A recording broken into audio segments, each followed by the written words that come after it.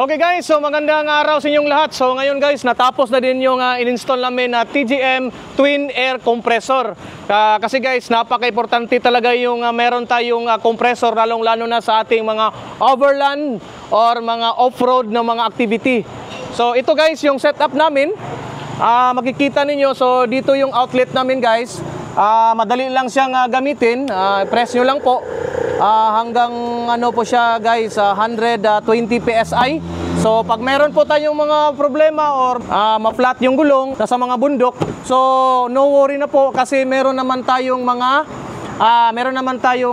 twin air compressor by TGM. Okay, so dito namin set up guys, tingnan nyo naman, so napakaganda. Dito natin nilagay yung twin air compressor ng TGM. At saka guys, huwag kayong mag-alala kasi meron naman tayong single nito. Mura lang po. At saka pwede kayong mag-inquire sa amin dito sa JMR para ma-install natin at ma-ready natin yung item.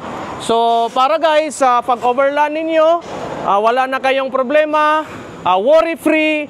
At saka pwede din siyang gamitin sa pag-cleaning ng mga things nyo po sa pag-overland ninyong mga accessories.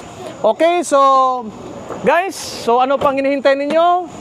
Pwede na kayong pumunta dito sa JMR, mag-inquire lang kayo para mag-start na muna kami ng mag-camping ngayon. Thank you at salamat. Ulala!